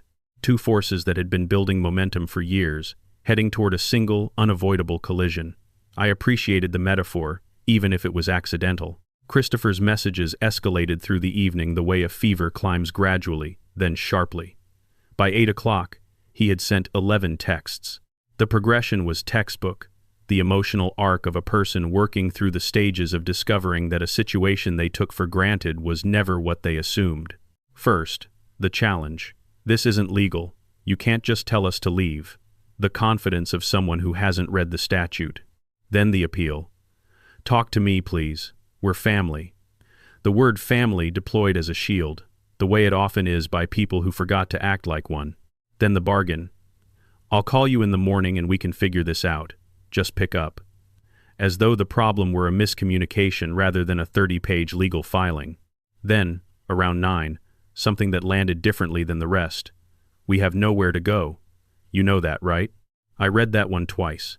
They earned a combined $165,000 a year before taxes. They had been living rent-free in my house for 2.5 years. The amount of money they had saved by not paying housing costs during that period was, conservatively, somewhere north of $60,000. The number of places they had to go was not 0. It was any place they were willing to pay for, which was a category of place they had apparently forgotten existed. By 10 o'clock, the calls had reached 112. I counted them the next morning using the call log on my phone, which is efficient that way it just lists them, one after another, without commentary, without judgment, without the emotional weight that the callers attach to each attempt. Christopher, Nicole, Nicole's second number, in rotation, sometimes back-to-back, sometimes in clusters of 3 or 4 within a minute, like a person trying different keys in a lock that none of them fit. Sometime around 11, Nicole sent the long message I'd been expecting, approximately 200 words. The core of it was this: she had always had the best intentions for the house. The renovation was meant to benefit everyone. She had invested significant time and personal resources into making improvements. If there was a problem with how things had been managed, she was completely open to sitting down and addressing it like adults. She did not mention the Christmas boxes. She did not mention the workbench in the rain. She did not mention the Airbnb listing she'd posted from my tablet before she had any right to post it. She did not mention my father's medals. And she did not mention the mechanic's lien, the one she'd authorized, without my knowledge, and hidden in a stack of junk mail, the one that was, at that very moment, the subject of a discharge motion, sitting in Dennis Cole's outbox, waiting to be filed in the morning.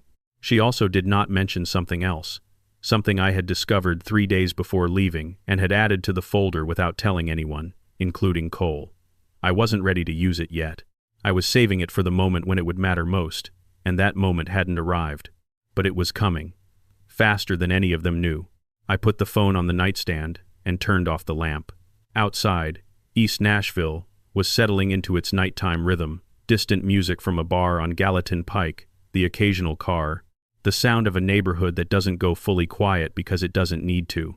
I lay in the dark in my new apartment, first night in a place that was entirely mine, uncomplicated by the presence of people who had confused proximity with ownership, and I thought about 35 years of mortgage payments, and terracotta tile, and oak trees, and one carving knife that had outlasted everything. I slept better than I had in months, maybe years. In the morning, I made coffee. I looked at the call log, 112 entries, a monument to other people's panic. I opened a new text to Christopher and typed 6 words. Contact a lawyer. You have balmy days. I pressed send. I set the phone down. I refilled my coffee and watched a house finch. I'm almost certain it was one of the pair from the Ridgecrest feeder, though I know that's probably sentimentality rather than ornithology. Land on the windowsill of the studio, look in briefly with that head-tilted curiosity birds have, and fly away.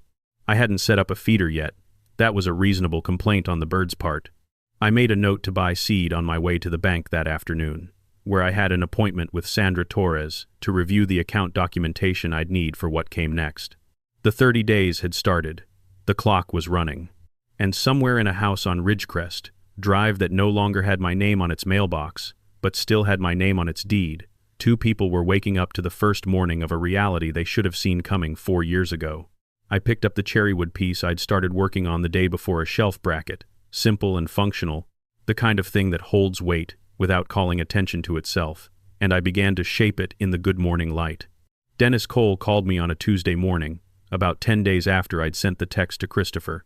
I was at the workbench in the studio, shaping the cherrywood bracket under the east window where the light came in clean and warm, the kind of light that shows you exactly what the grain is doing without you having to guess. The phone buzzed on the windowsill, and I saw Cole's number and set down the carving knife before answering, because a man should give his full attention to the person delivering news that's going to determine the next several months of his life. Cole's voice was measured, the way it always was, but underneath the professional calm, there was a frequency I'd learned to read over our handful of meetings, a kind of sharpened attention, the tone of a lawyer whose case has developed a new dimension he hadn't planned for. 2 things, he said. First, the lien discharge was granted. Judge signed off yesterday. The mechanics lien filed by Darren Sykes has been removed from your title. Your property is clean. I exhaled.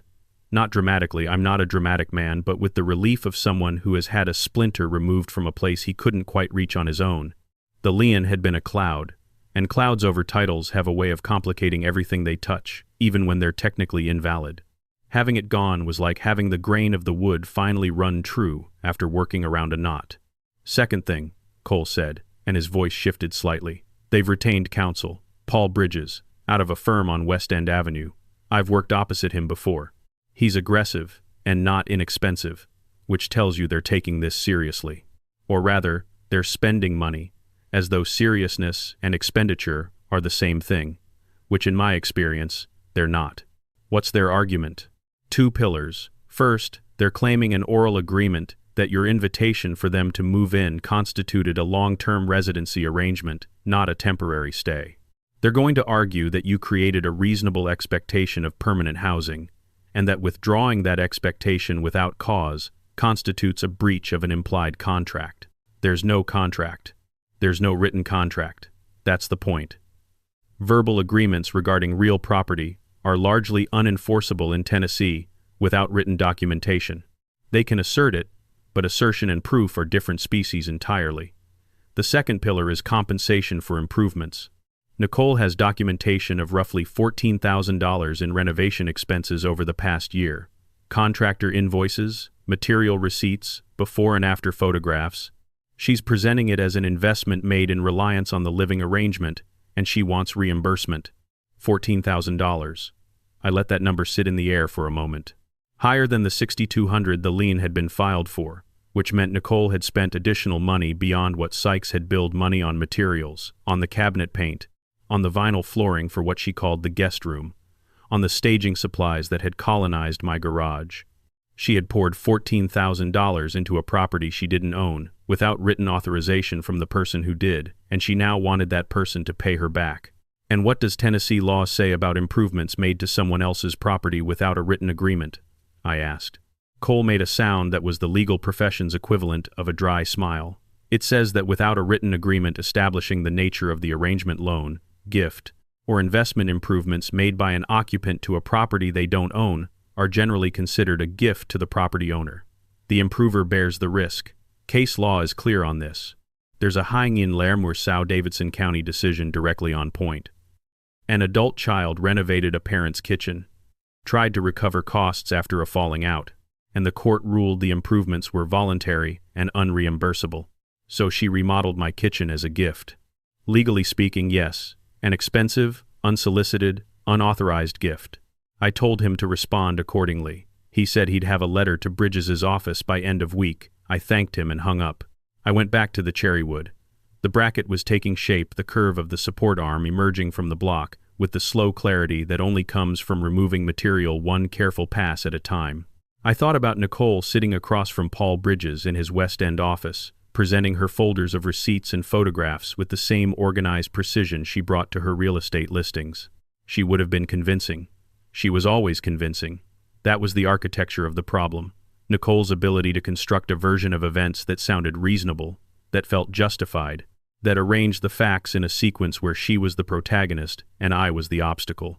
But architecture, as I'd learned from 37 years of teaching, only holds up when the foundation is sound. And her foundation was a verbal invitation to live in a house she didn't own, extended by a man whose name was alone on every document that mattered. You can build the most beautiful argument in the world on that foundation, and it will still collapse the moment someone walks into the room carrying the deed. The second call came 3 days later, not from Cole, this time from a number I didn't immediately recognize. A woman's voice, careful and slightly uncomfortable, the way people sound when they're calling to deliver information they know will be unwelcome. "Edward, this is Barbara Mansfield, from Ridgecrest Drive, 2 houses down." Barbara, mid-60s, meticulous garden, strong opinions about the neighborhood association's parking enforcement. We'd exchanged maybe a dozen sentences in 4 years, civil but not close. She was not the kind of person who called without a specific reason. "Barbara, what can I do for you?" "I'm calling because I think you should know what's being said." She paused, the way people pause when they're organizing sentences they've already rehearsed. "Nicole has been talking to people on the street. Not everyone, she's being selective about it, the ones most likely to be sympathetic, or to spread things further. Martha Greer, the Pattersons, Jim Cho. She's telling them you've become erratic, difficult to live with, possibly confused." I was quiet. Barbara continued.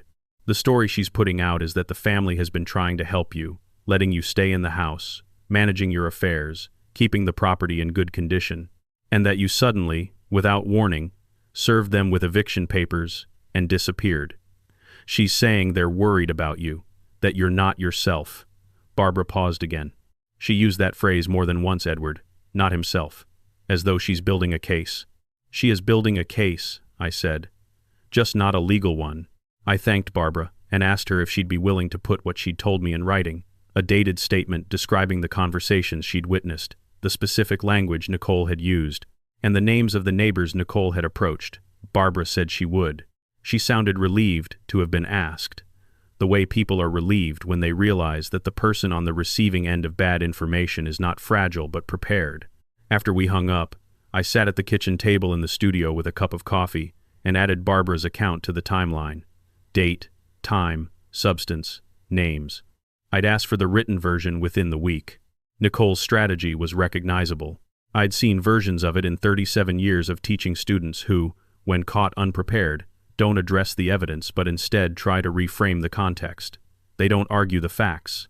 They argue the narrative. If you can't dispute the deed, dispute the man holding it. If you can't challenge the documents, challenge the document maker's mental state.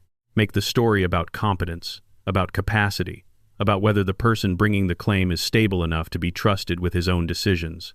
It was, in a certain light, clever, if a judge or a mediator or even a concerned neighbor looked at the situation and saw a confused elderly man acting erratically, it would complicate the clean lines of the legal case. It wouldn't change the deed. The deed was the deed, recorded, notarized, filed, but it could affect perception. And perception, in a courtroom, sometimes matters as much as paper. But Nicole had made a miscalculation that I recognized because I'd watched students make the same one for decades. She had assumed that because I was quiet, I was passive. She had assumed that because I hadn't fought her on the furniture or the workbench or the study, I wouldn't fight her on this.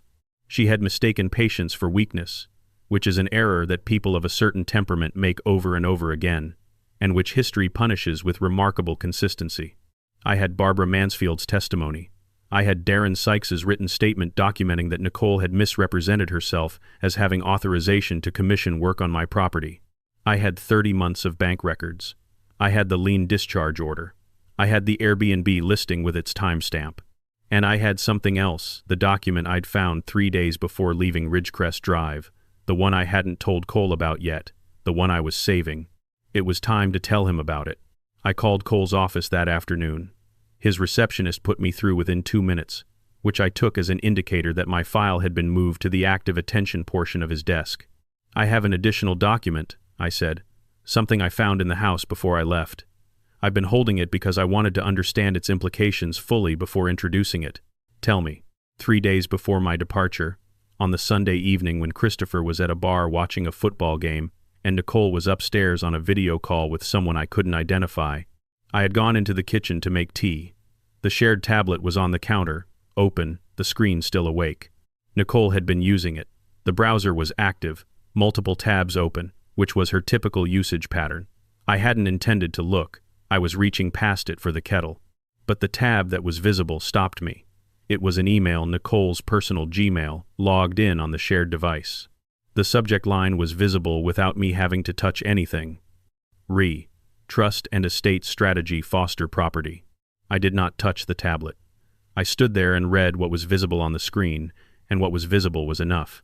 The email was from a woman named Carolyn Rourke, whose signature line identified her as a certified financial planner at a wealth management firm in Brentwood. The visible portion of the email thread the most recent reply, sitting open on the screen, contained the following passage, which I committed to memory and wrote down verbatim in my notebook within 60 seconds of reading it.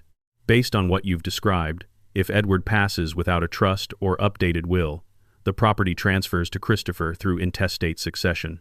At that point, as Christopher's spouse, you'd have significant influence over the disposition of the asset. The key is ensuring no trust is established before that transfer occurs.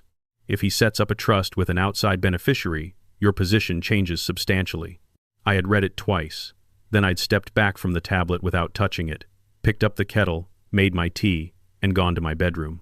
I'd written down the passage immediately, word for word, along with the date, the time, the sender's name, and the subject line. I did not take a photograph of the screen.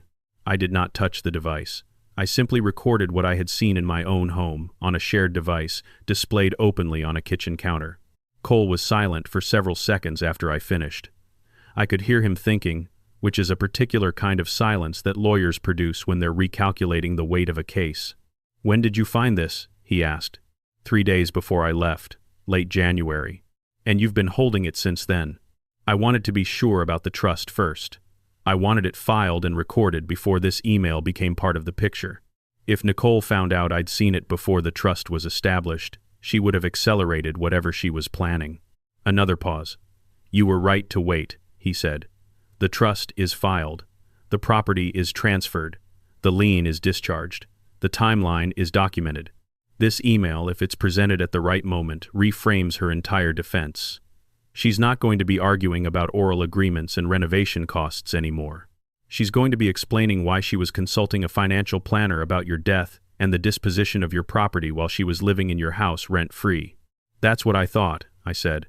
"I'll need your written account of the circumstances, date, time, what was visible, what you recorded. Don't editorialize, just the facts." "That's all I ever write," I said. He almost laughed. I could hear it, not quite a laugh, but the vibration of one, suppressed by professional habit. We agreed on next steps. The email account would not be part of the formal filing yet. Cole would hold it in reserve, to be introduced if and when the case went to hearing, at the moment of maximum impact. And the case was going to hearing. Bridges had filed a motion to extend the response period and was requesting that a judge evaluate the oral agreement claim and the improvement compensation claim simultaneously, which meant Davidson County General Sessions Court, which meant a hearing date within 4 to 6 weeks. I told Cole I'd be ready. He said he didn't doubt it. After I hung up, I sat at the workbench for a long time without picking up a tool. The cherrywood bracket was nearly finished, the curve of the arm was smooth, the joinery was tight, the proportions were balanced. It was the kind of piece that didn't draw attention to itself, but held weight reliably, which was the whole point. I thought about Nicole, sitting in Carolyn Rourke's office in Brentwood, or on a phone call, or in an email chain, discussing the financial implications of my death with the same practical fluency she used to discuss comparable sales and staging budgets. I thought about the phrase, "The key is ensuring no trust is established before that transfer occurs." The key. As though my estate were a lock she was trying to pick. As though the entire 4-year architecture of renovation and displacement and curbside boxes had been, from the beginning, a strategy designed to run out the clock on my life while positioning herself to inherit the proceeds. I had called it a campaign earlier. I'd been wrong. It was a business plan, and I had just removed its central assumption. The weeks before the hearing passed in a rhythm I found sustaining. Mornings at the workbench. Afternoons walking the East Nashville neighborhood, learning its streets the way I'd learned Bellevue 35 years earlier, by repetition, by attention, by the accumulation of small details that eventually become familiarity. Evenings with a book or a documentary. I ate simply. I slept well. I spoke to Dennis Cole once a week and to no one else about the case. Christopher sent 4 texts during those weeks. The first 2 were variations on the same theme, requests to talk, assurances that things could be worked out, the language of a man who still believed the situation was a misunderstanding rather than a consequence. The third was shorter and rawer. I don't understand what I did wrong. I read that one several times. It was the first thing he'd said in the entire process that I believed was unscripted, and it landed with a weight that the other messages hadn't carried. What he'd done wrong was nothing, and that was the problem. He had done nothing while his wife dismantled his father's life. He had done nothing while she replaced his furniture and relocated his workbench and rebranded his study and put his metals at the curb and authorized construction on his property and hid the lien notification and consulted a financial planner about the most efficient way to inherit his house after he died. Christopher had done nothing with such consistency and such commitment that doing nothing had become its own kind of action, a sustained, deliberate choice to look away, repeated daily for 4 years, until looking away was the only direction he knew. I did not respond to the text, but I didn't delete it either. I left it in the thread, sitting there like a question mark in a conversation that wasn't finished yet.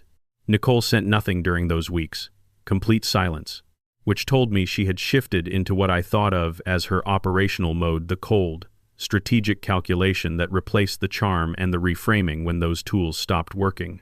She was preparing for court. She was building her case. She was probably rehearsing her testimony with Paul Bridges in his West End office, practicing the tone concerned but reasonable, hurt but composed, a woman who had only ever wanted to help. I knew how she'd present herself. I'd watched her present herself for 4 years. She was good at it. She was very good at it. But I had the deed, and the bank statements, and the lien discharge, and Barbara Mansfield's written statement, and Darren Sykes's account of being misled about authorization, and the Airbnb listing with its timestamp, and a handwritten transcript of an email from a financial planner that discussed the disposition of my property in the event of my death. Nicole was bringing a performance. I was bringing a filing cabinet. In my experience, filing cabinets win. The hearing date arrived on a Tuesday in early March. Davidson County General Sessions Court. I put on the same slacks and collared shirt I'd worn to Cole's office, because consistency matters in how you present yourself. And because a man who changes his appearance for a courtroom is a man who thinks the courtroom requires a different version of him. I was bringing the same version I always brought, the one with the folder. The morning was cool and gray. I drove downtown along the Cumberland, the river flat and silver under the overcast sky. I parked in the garage across from the courthouse and walked in with my folder under my arm, and the particular calm of a man who has done his preparation and is no longer anxious about the outcome, because anxiety is what you feel when you're uncertain, and I was not uncertain. I was ready. And what happened in that courtroom, what Nicole said, what the judge saw, and the moment when 4 years of silence and patience and careful documentation finally converged on a single, undeniable point would be the last chapter of this story, or close to it. Because what came after the ruling, what Christopher said to me in a diner on Charlotte Pike, and what I decided to do about the future of a house and a family, and 2 oak trees that had outlived every argument that ever took place beneath them, that part was still being written. But first, the courtroom. First, the reckoning. First, the look on Nicole's face when she realized that the quiet old man she'd been rearranging for 4 years had been keeping records the entire time. Davidson County General Sessions Court is not the kind of room that announces its importance. Fluorescent lighting, institutional carpet, rows of wooden seating worn smooth by decades of people waiting for their names to be called. The atmosphere is functional, not ceremonial. A place where ordinary disputes arrive to be weighed and measured and resolved by someone who has heard every version of every story, and is primarily interested in which version has paper behind it. I had never been inside that courtroom before. 37 years of teaching, 35 years of owning property, 68 years of living a life that stayed mostly within the lines, none of it had ever brought me to a judge's bench. I mention this because it mattered to me that morning, walking through the metal detector and down the hallway with Dennis Cole beside me and the folder under my arm. I was not a man who ended up in courtrooms. I was a man who had been put in one by someone who had mistaken his home for an opportunity. Cole and I arrived early. We sat at the respondent's table. Technically, I was the petitioner, but Cole preferred the table closer to the jury box because of the sight lines to the bench. A detail I filed away as the kind of tactical knowledge that separates a competent attorney from a merely adequate one. We reviewed the documents once more. Not because we needed to, I could have recited the contents of that folder from memory, but because preparation is a ritual, and rituals steady the hands. Christopher and Nicole came in at 9:12. I know the time because I looked at the clock above the judge's door when I heard footsteps that I recognized Christopher's measured stride and the sharper rhythm of Nicole's heels on the hard floor. They were accompanied by Paul Bridges, their attorney, late 40s, thick file, the physical confidence of a man who bills $400 an hour and considers that figure a reasonable reflection of his abilities. He wore a suit that fit him the way suits fit men who buy them for specific purposes, and he carried his materials in a leather portfolio that probably cost more than my first month's pension. Nicole was behind him, carrying 3 folders of her own photographs, receipts, contractor invoices, organized with the precision of someone who had rehearsed this presentation in front of a mirror. She was dressed carefully, conservatively, in a way that was designed to communicate reasonableness. She did not look at me when she entered. She walked to her table, set down her materials, and arranged them with the focused efficiency of a real estate agent preparing for a listing presentation, which, in a sense, was exactly what she was doing. Christopher was last through the door. He looked different than I'd expected, not the polished, phone-checking neutrality I'd grown accustomed to. Something had shifted in the weeks since I'd left a looseness in his posture, a tiredness around the eyes that didn't come from lack of sleep, but from the sustained effort of living inside a situation that had stopped fitting. He looked at me once as he sat down, not past me, not through me, at me. The kind of look a man gives when he has spent weeks thinking about someone and isn't sure what he's going to see when he finally faces them in person. I held the look for about 2 seconds. Then I turned back to the folder. There would be time for whatever that look meant later. Right now, we were in a courtroom, and courtrooms operate on documents, not expressions. Judge Marion Gates entered at 9:20. Compact, mid-50s, reading glasses on a beaded chain. The demeanor of a person who processes information efficiently and does not appreciate having her time wasted.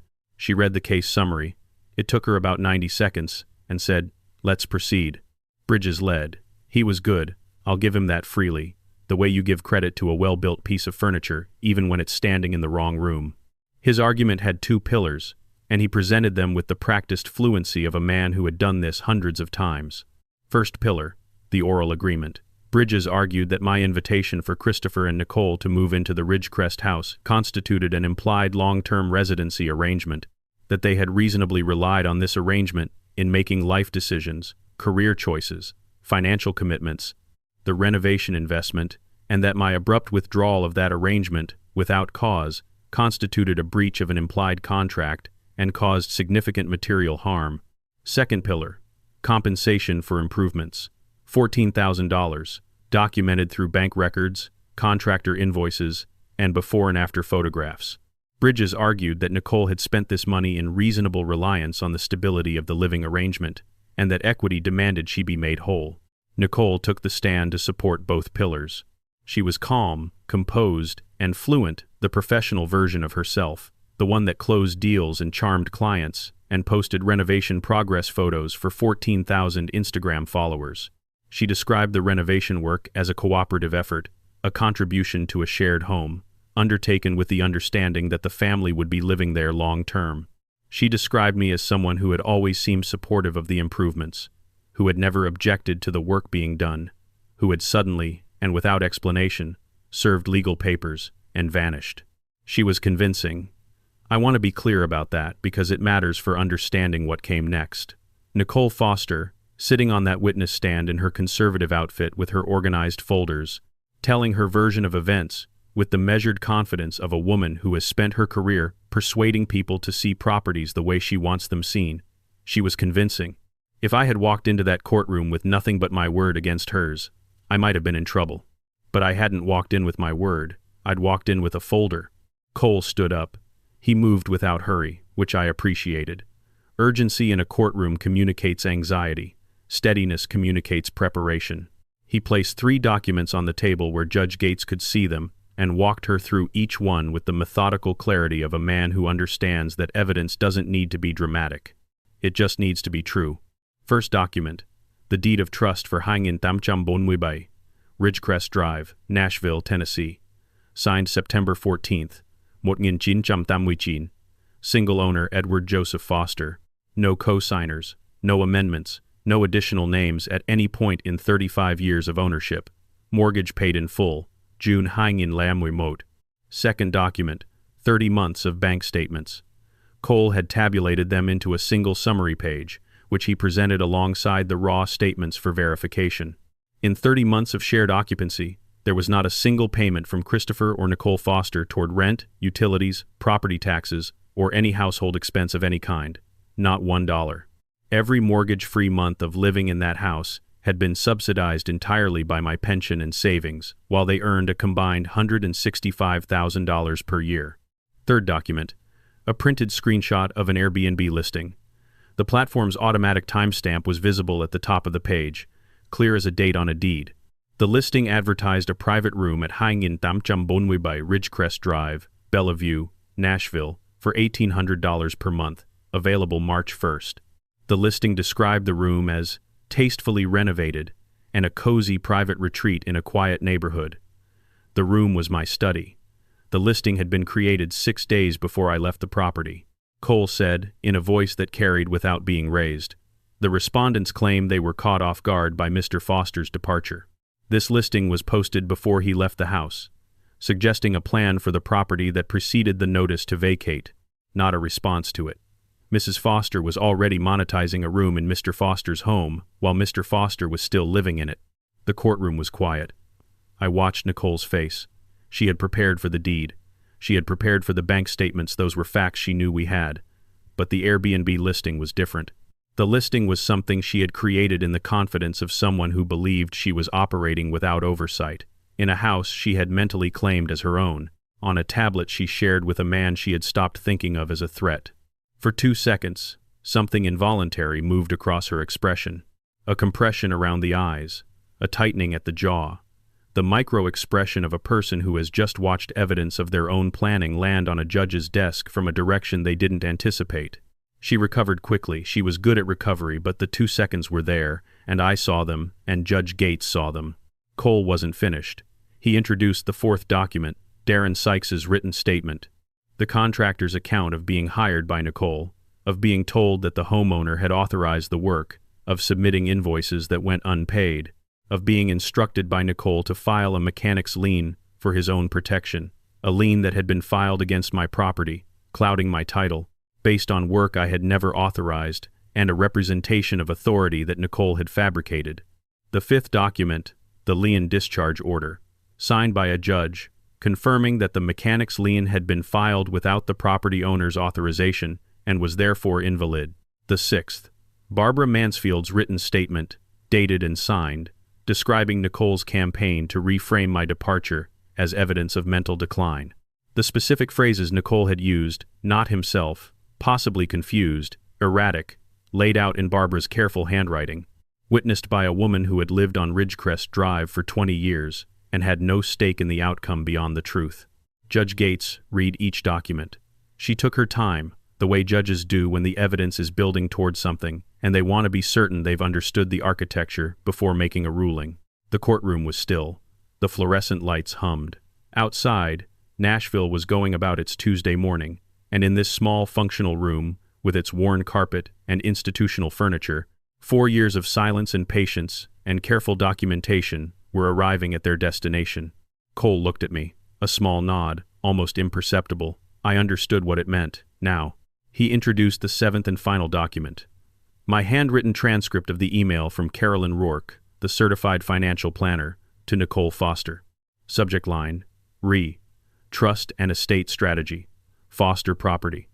The passage I had memorized and recorded, The key is ensuring no trust is established before that transfer occurs. If he sets up a trust with an outside beneficiary, your position changes substantially. Cole read it aloud, slowly, letting each word arrive separately, the way a teacher reads a primary source to a classroom not for effect but for comprehension. When he finished, he said, Mrs. Foster was not renovating a family home. She was managing an asset she intended to inherit. The renovation, the Airbnb listing, the unauthorized contractor work, the narrative she constructed for the neighbors, these were not the actions of a concerned family member. They were the actions of a person executing a long-term strategy to capture a property worth $391,000, owned by a man she lived with rent-free while consulting a financial planner about the most efficient way to inherit that property upon his death. The silence that followed was the loudest sound I have ever not heard. Nicole's composure broke. Not dramatically, she was too controlled for that, but visibly, in a way that the careful outfit and the organized folders couldn't mask. Her hands, which had been resting on the table in a posture of calm authority, moved to her lap. Her jaw tightened again, and this time it didn't release. Bridges leaned toward her and said something in a low voice. She didn't respond. She was staring at the transcript on the judge's desk, with the fixed attention of someone who has just understood, fully and irreversibly, that a document she never expected to see again has surfaced in the worst possible room at the worst possible moment. Christopher sat very still. He wasn't looking at Nicole. He wasn't looking at Bridges. He was looking at the table in front of him, at his own hands, with the absolute stillness of a man who is hearing something for the first time that reframes everything he thought he understood about the past 4 years of his life. I watched him, and I saw the moment it landed, not the legal implications, not the courtroom strategy, but the personal realization. The understanding that the woman sitting next to him had been planning around his father's death while eating dinner at his father's table. Judge Gates examined the transcript. She looked up at Nicole and asked, directly, whether she had communicated with a financial planner regarding the disposition of the property at Haingin Tamcham Bonmui Bay, Ridgecrest Drive. Nicole's attorney intervened. Bridges objected to the characterization, argued that financial planning consultations were privileged and not relevant to a tenancy dispute. Judge Gates overruled him with the brevity of someone who has heard enough to know where the weight falls. Nicole said yes, one word, quiet, stripped of the fluency and the composure and the professional charm. Just, yes. The hearing ran 40 minutes total. Judge Gates's ruling was direct, delivered without preamble or unnecessary elaboration, the way rulings are delivered by judges who respect the efficiency of clear facts. The court confirmed Edward Joseph Foster's right to reclaim his property under Tennessee law. Christopher and Nicole Foster were granted an additional 21 days to vacate voluntarily, after which a formal eviction order would be filed. Nicole's claim for renovation compensation was denied. Without a written agreement, improvements made to a property by an occupant who doesn't own it cannot be recovered from the property owner.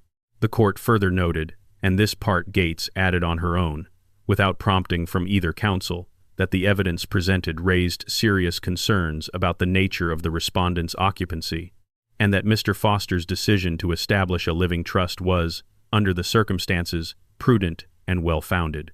Prudent and well-founded. I wrote those words down later, in my notebook, next to the date, not because I needed the validation, but because a teacher appreciates it when someone in authority uses precise language to describe a situation he spent months preparing to address. In the hallway afterward, while Cole handled the final paperwork with the clerk's office, Christopher walked over. He moved slowly, the way a person moves when they're not sure they have the right to approach, when the ground between two people has been renegotiated and the old routes no longer apply. He stopped a few feet away and didn't speak immediately.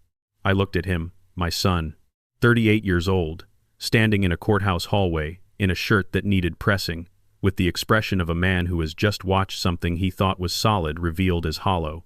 Not the house. Not the legal case. The thing he thought he understood about his own marriage, about the woman he'd been following for 4 years while she rearranged his father's life around a financial plan he didn't know existed. I said quietly, I taught kids to read documents before drawing conclusions. It's a habit that pays off. He didn't answer. He stood there for a few seconds, his jaw working slightly the way Christopher's jaw has always worked, when he's trying not to say something emotional, in a place where emotion feels inappropriate. Then he nodded. Once. Not agreement. Exactly. Not concession. Something harder to name, the acknowledgement of a man who has been shown a mirror and is still deciding what he sees in it. He walked back toward Nicole and Bridges. The attorney was already managing her low voice, measured gestures, the body language of a professional converting a courtroom loss into a controlled exit. Nicole was nodding at whatever Bridges was saying, her composure reassembled with visible effort, the mask back in place but fitting differently now, tighter, less convincing, the way a garment fits after it's been taken apart and stitched back together by someone whose hands aren't quite steady. I watched them leave.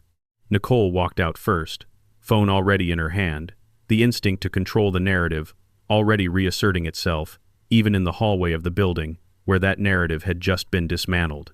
Christopher followed. At the door, he looked back once. I met his eyes. Something passed between us, not forgiveness, not yet, but the acknowledgement that forgiveness was a place that existed on the map, even if neither of us knew the route. Cole appeared at my shoulder. Clean result, he said. Clean facts, I said. We walked out into the afternoon. March in Nashville, the air carrying the first faint suggestion of spring, dogwoods beginning to think about blooming along the courthouse sidewalk. I shook Cole's hand. He said he'd send the final documentation within the week. I thanked him for his work. He said the work had been straightforward because the client had done his preparation. I accepted the compliment the way I accept most things, quietly, without ceremony, with the understanding that the quality of an outcome is determined long before the moment it arrives. I drove home to the east side along the Cumberland. The river was fuller than it had been in January, fed by the late winter rains, moving with the patient urgency of water that knows where it's going. I thought about 21 days. 21 days until they'd be gone from Ridgecrest Drive, and then I'd have a house to return to. Mine, as it had always been.